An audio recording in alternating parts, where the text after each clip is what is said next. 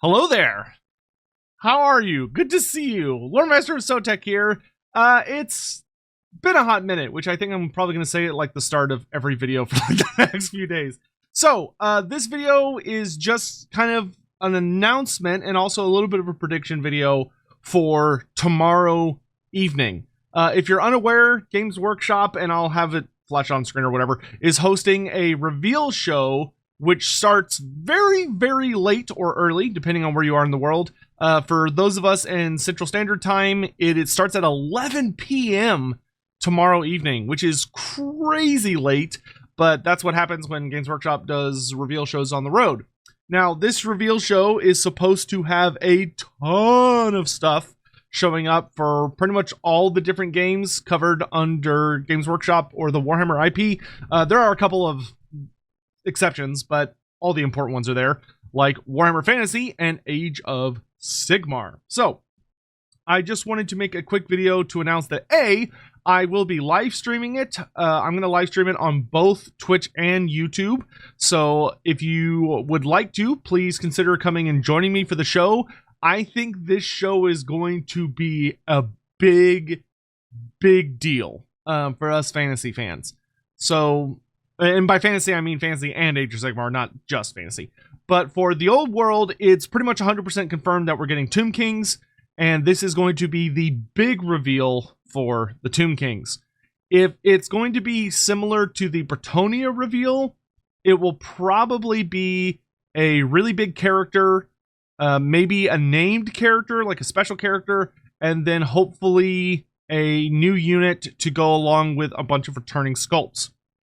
There have been, of course, if you pay attention to the rumorvilles or you watch Chapter Master Valrak, you've probably heard about some of the things that are anticipated for the Tomb Kings. There's been a lot of talk of some kind of dragon, like a Lich Priest on a dragon type thing, which sounds very weird to me as someone that played Fantasy from 6th edition forward. But apparently in War Master, I believe, the Tomb Kings did in fact have a dragon. I will say that I'm not against the idea of a dragon for the Tomb Kings. I really, really hope it's a construct and it's not a zombie dragon. To me, the idea of the Tomb Kings having just like a bone dragon or a zombie dragon is really dumb. I really don't like the sound of it. To me, that's two vampire counts. Like, if you're gonna have an undead dragon, that is vampire count territory. Because they got the zombie dragon. Now, if it's a construct and it like genuinely looks like a construct, okay, fine. But we'll have to see what happens. I really am excited for the Tomb King range in particular because of the returning minis. I am very much hoping that they are going to be bringing back at least all of the 8th edition stuff, as far as the Necropolis Knights, Sepulchral Stalkers, the Cimmerian War Sphinx, the Necro Sphinx. All of those minis we got in the later edition I really, really want to see them return. There were a couple of like really solid, I want to say there was like a couple of good Lich Priest minis, and there was also a good Tomb King mini. So hopefully all of those are returning, because those were absolutely fantastic sculpts. As far as the new unit goes, oh man, I kind of have a hard time with this one because, to be frank, a lot of the skeletons for the Tomb Kings have not held up particularly well. I think the models are hideous, especially the undead horses. I mean, for me, I feel like for the Tomb Kings to be the Tomb Kings, it should be a chariot model. If it's going to be anything, like just the standard Tomb King chariots should really be the first thing that's like brought into this new era that we're going towards, just new plastic chariots. That being said, I would not turn my nose up at Tomb Guard, so hopefully it's gonna be one of those two. But I feel like the Bretonnians, I'm fine with a lot of their returning sculpts. I don't agree with their decision to do returning sculpts for the Knights of the Realm and the Pegasus Knights. I think those models do not hold up well, and they look awful, especially next to the newer minis. Like, I can't imagine playing Bretonnia and having one of the old unit of Pegasus Knights next to the new generic Paladin character who can ride on a Pegasus, and it's like a gorgeous sculpt. You know, I would want just all of my Pegasi to look that good.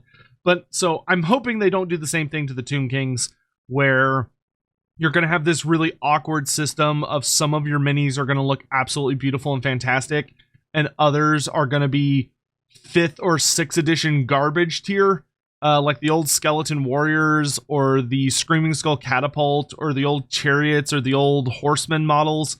I think they all look really, really bad. But we'll see what they do.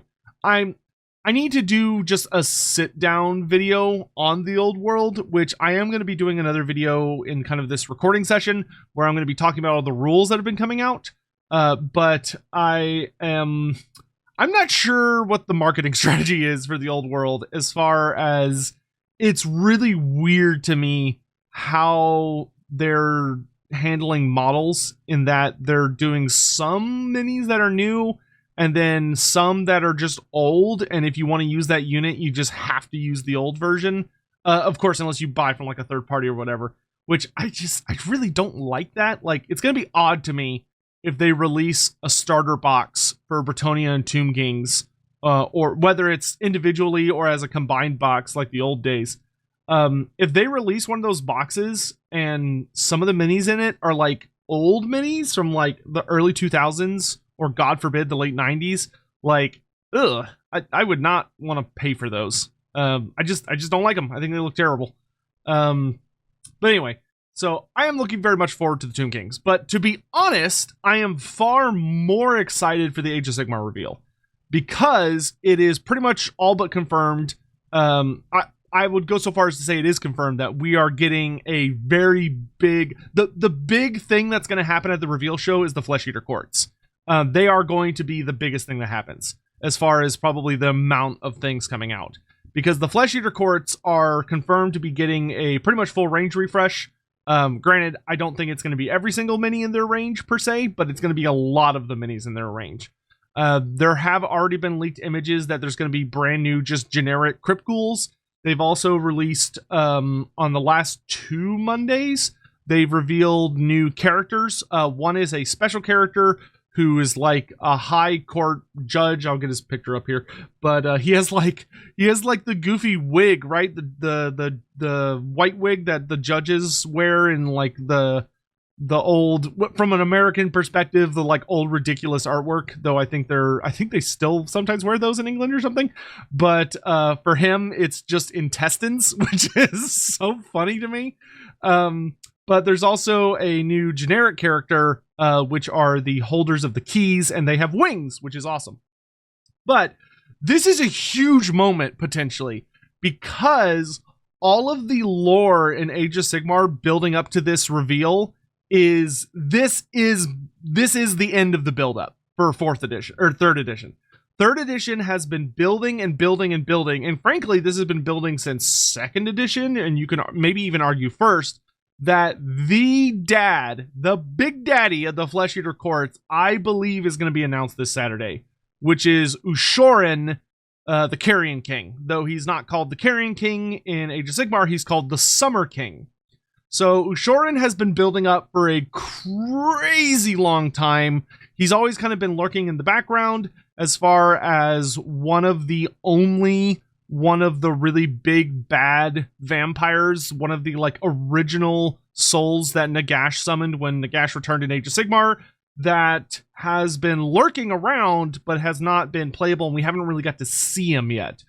He's been kind of wrapped up in a lot of mystery, but there's been a lot of really, really cool things building up to him, which, if you're not caught up, basically a very basic rundown, super basic rundown, is that right now we're going through the end of 3rd edition Age of Sigmar, and there's a special narrative event going on right now called the Dawnbringer Crusades, which the Dawnbringer Crusades focus on 2 crusades that have set out from the city of Hammerhall, which the Hammerhall is a giant, like fucking colossal, bigger than you can genuinely think, city that is so big it spans over a realm gate, so it basically exists on 2 separate planets simultaneously, which it's Hammerhall Aksha, which is in the realm of fire, or the realm of Akshi, and Hammerhall Gyranus, which is in Gyran, or the Realm of Life, because there's a realm gate in the center of the both aspects of the city that connect it. So basically, these two cities, they're called the Twin Cities, even though they're technically one city, but they're also more technically two separate cities. Anyway, they have sent out these big crusades, which are these giant armies, mostly made up of the free cities of Sigmar, but they also have like some allies with them, like Stormcast Eternals, and every once in a while, like maybe some of them have some Dwarden with them, which are dwarfs, or some Sylvaneth, which are like the forest spirits. But what is basically boiled down is they both ran out to go set up a new city, because Sigmar is trying to strike out during the era of the Beast, which is in the current timeline we're in, or the current era, where Gur has become ascendant, and it's unleashing like primal energy all over the realms, which is causing lots of nature and wild creatures and stuff to go haywire, and all the forces of destruction have been on the warpath. So the forces of order are trying to strike out and establish two new cities.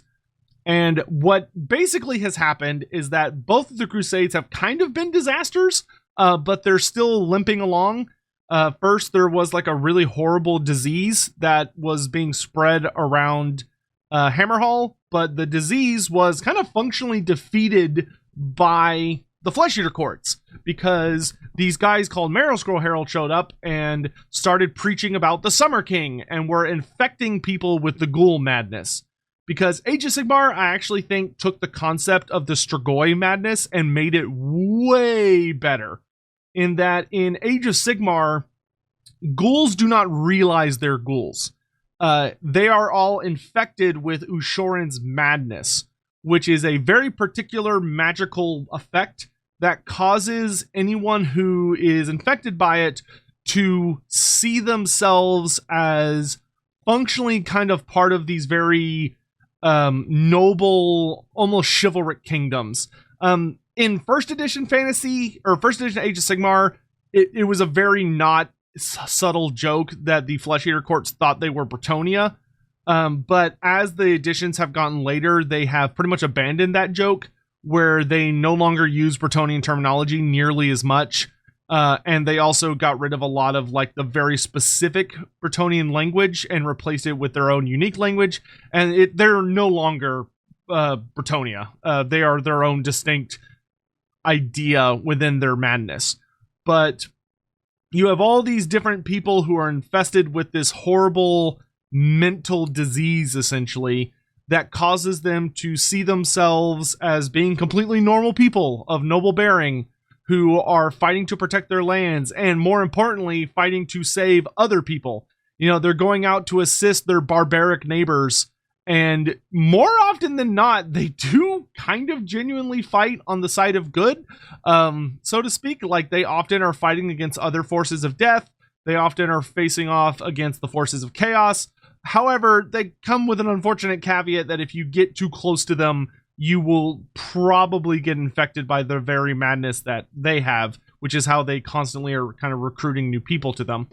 And basically what we have, the building idea, to cut a long story short, is that in Gyran, the Summer King has finally started to make his move. And there have been a couple of threads that have been sort of tying together, which is that the Nurgle plague was very, very bad in Gyran in particular, and really fucking with Hammerhall, Gyranus, and all the cities around it. But the Flesh Eater courts marched out against it and were recruiting tons and tons of people, or infecting them more accurately. And this madness was so powerful and so palpable that it actually like started screwing up Nurgle's disease and broke Nurgle's pandemic that he was unleashing functionally. Because Nurgle is a force of despair, and madness is actually a reasonably decent weapon against despair. And so the Flesh Eater courts kind of put a really big dent in Nurgle's plan, which allowed that Dawnbringer Crusade to make their way out and start going out into the wilds. What the Dawnbringer Crusade does not realize is that they are heading towards USHORAN. And what we have kind of learned is that the Summer King, it was believed that he was hiding somewhere in either Hysh, the Realm of Light, or Shyish, the Realm of Death. because he has a home in Shyish. There's like a whole underworld that's dedicated to him that belonged to him before he went completely batshit crazy because of Nagash's torture. But we have found out that he's not home. He's not in Shyish where everybody thought he was, because he escaped the original prison he was in, which was in Shyish. He escaped that cage and he ran off, and we have no idea where he's been. So that's where a lot of the hypothesizing was, and there were some hints that maybe he went home to his original kingdom in Shyish, but we have learned in one of the recent Dawnbringer stories that a bunch of Stormcast Eternals have now gone to his kingdom because they're looking for him. Because the Stormcast Eternals are hoping that supposedly USHORAN had the ability before he went mad, where through kind of a power of sheer empathy, he was able to heal people's souls just by touching them. Genuinely heal them. Like, it's not like a twisted legend or whatever, but he would genuinely be able to heal the malady of the soul simply by laying his hands upon people, because he was a very gifted healer before Nagash twisted him. And so the Stormcast Eternals have headed into his kingdom in the hopes that they can capture him or learn how he used to do this, because they want to use it to fix the reforging process, which causes problem for the Stormcast Eternals. So they're busting into his old kingdom, which is kind of set off some sort of defenses. Meanwhile, however, there have been all of these forces running around in the realms of Ghyran saying, hey, the Summer King is coming. The Summer King is coming. He's coming to save you. He's coming to offer you salvation. He's coming to protect you, to guide you. And so all of these forces are swirling around in Ghyran around something. And in one of the most recent stories, we find out that there was this big army of Ossiarch Bone Reapers who were kind of in the way of the Dawnbringer Crusade that's in Ghyran. And supposedly these Ossiarch Bone Reapers get killed by the new Sylvaneth character that's coming out, which is basically Orion reborn as a tree spirit. And on them, they basically had some missives explaining that the Ossiarch Bone Reapers were enacting kind of a cordon or a border around something. They were trying to contain the Summer King. That they have figured out where he is, and they are doing their damnedest to contain him. But now the Sylvaneth just killed all of them, and a Dawnbringer Crusade is about to go waddling in there, while there's also apparently a bunch of ogres rampaging around the place. So what I suspect is going to happen at the culmination of the Dawnbringer Crusade, because the last book, book 4, I think is the last book, will probably be coming out in like 2 or 3 weeks. Presumably they'll announce it tomorrow. That'll probably be one of the announcements, is the last book. And the last book, I imagine, is either going to be about USHORAN, or it's going to end with USHORAN's grand arrival. Because what I think is going to happen is that the Gyranis Crusade is going to wander into USHORAN, and he's going to take all of them. He's going to convert, he's going to infect the entire fucking crusade with his madness and get everybody. I think he's going to absolutely dominate that entire legion of people. And it's going to be awesome and awful in equal measure, and is going to be like an excellent show of his level of power. Meanwhile, I think that the Hammerhall Aksha Crusade, so the one over in the Realm of Fire, I believe they will be successful, and that they are going to actually make it to their final destination and establish a new city. And the reason I feel so confident about that is that the Fire Crusade has a special character with them, which is Pontifex Zenestra, who's basically, she's basically Volkmar the Grim in Age of Sigmar, is the easiest way to describe her, though she's very different than Volkmar was. She's a lot scarier, because Volkmar was actually like kind of reasonable and diplomatic, and Pontifex Zenestra is like fucking batshit crazy. But she is with the Akshi Crusade and has taken over the Akshi Crusade. Meanwhile, the Ghyran Crusade does not have any special characters, which is usually means you're fucked. Like all the special characters that are helping them out are from like allied contingents that are probably not going to stay with them. But in any event, I am super fucking excited for the reveal show tomorrow evening. I think it's going to be a lot of fun. So I would be extremely delighted if you would all join me. I think whether you're there for the Tomb Kings or you're there for the ghouls, whether you like your undead with meat on them or just bones, though I guess ghouls technically aren't undead, but you still get the point. It should be a really big, a lot of fun. I so really hope that it's USHORAN, because this will be the first time ever, to my knowledge, that USHORAN will have an official tabletop mini. And hopefully it will be glorious, because say what you want about Age of Sigmar, whether you like the lore or not, however you feel about the story, whatever. It is undeniably like the best game Games Workshop has when it comes to mini design. I don't care how you feel about the rules. I don't care how you feel about the lore. The minis are like god tier. They are so nice. I hope the old world is able to have as good of minis. But yeah, that's going to be it for me on this.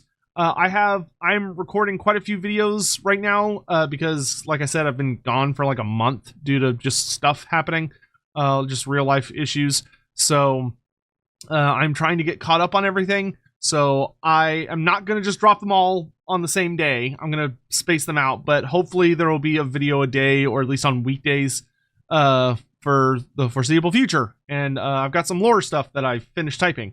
So we're going to be talking about fantasy lore. I'm also going to start doing some stuff on some Age of Sigmar lore. So I just want to get back to doing what I enjoy.